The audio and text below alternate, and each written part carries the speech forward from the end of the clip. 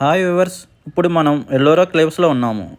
ఇది ఔరంగాబాద్ నుంచి 30 కిలోమీటర్ల డిస్టెన్స్లో ఉంది. ఇక్కడ ఇండియన్స్కి టికెట్ 40 రూపీస్, అదే ఫారినర్స్కి అయితే 600 రూపీస్. ఇక్కడ 34 క్లేవ్స్ ఉంటాయి. అందులో ప్రధానమైనది 16 క్లేవ్. ఇది అన్ని క్లేవ్స్లో కొన్ని చాలా పెద్దది. ఇక్కడ కైలాస ఆలయం ఉంటుంది.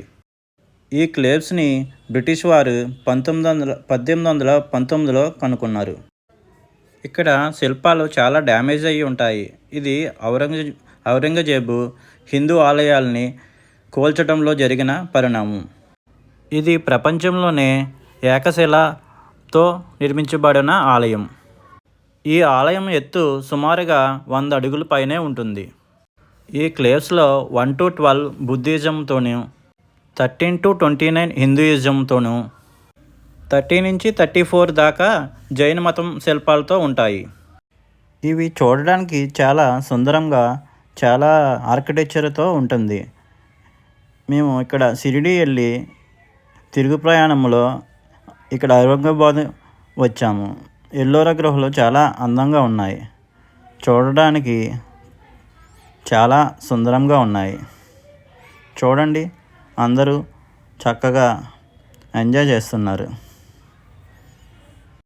ఈ క్లేవ్స్ చూడడానికి అనువైన కాలము నవంబర్ నుంచి మార్చి దాకా చాలా బాగుంటుంది.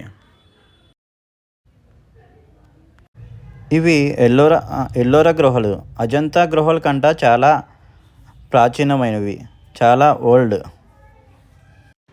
దీని పక్కనే 12వ జ్యోతిర్లింగమైన శివాలయం ఉంటుంది. ఇది చాలా సూపర్గా ఉంటుంది. మీరు ఈ ఎల్లోరా గుహలకు వెళ్తే పక్కన ఉన్న శివాలయం కూడా దర్శించుకోండి. ఇక్కడ లోన శివాలయం ఉంటుంది. ఇక్కడ పూజలు జరగవు, కానీ మనము తాకవచ్చు లింగాన్ని. ఇది చూశాక మేము ఔరంగాబాద్లోని మినీ తాజ్మహల్కి వెళ్ళాము. దీనిని బీబీ-కా మక్బర్ అంటారు. ఇది 1660లో ఔరంగజేబు నిర్మించారు. తదనంతరం అతని కొడుకు నిర్మించాడు. ఇది చూడటానికి చాలా సుందరంగా తాజ్మహల్ చూసినట్టే ఉంటుంది. సూపర్గా ఉంటుంది అనుభూతి. మీరు చూడండి. Thank you.